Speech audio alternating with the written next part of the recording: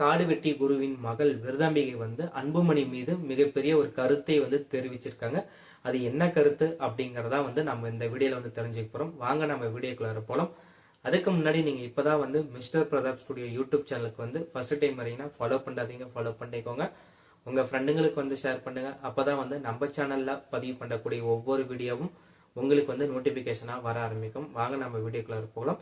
எந்த வீடியோ பதிவு வந்து பாத்தீங்கன்னா எந்த கட்சிக்கும் வந்து பாத்தீங்கன்னா ஆதரவு அல்லது எதிர்ப்பை தெரிவிக்கும் வகையில வந்து நான் வந்து இந்த வீடியோ வந்து மேக் பண்ண கிடையாது. அன்றாட நிகழ்வுல நடக்கக்கூடிய ஒரு நிகழ்ச்சியை தான் வந்து நான் வந்து வீடியோவா மேக் பண்றேன். நான் இந்த கருத்தை வந்து நான் தெளிவா வந்து தெரிவிச்சுக்கிறேன். ஓகே, இப்ப நம்ம மெயினா வீடியோக்குள்ள போகலாம்.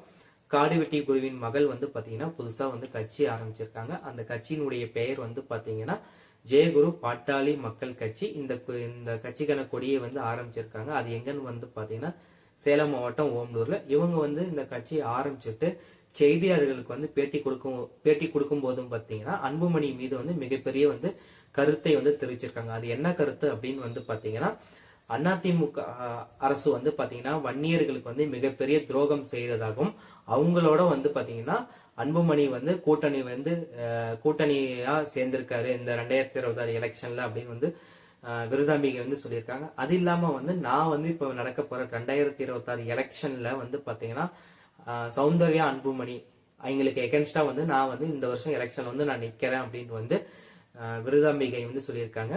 காடுவெட்டி குருவின் மகள் விருதாம்பிகையினுடைய இந்த செயலை பத்தி நீங்க என்ன நினைக்கிறீங்க அப்படிங்கறத வந்து கமெண்ட் பாக்ஸ்ல வந்து கமெண்ட் பண்ணுங்க.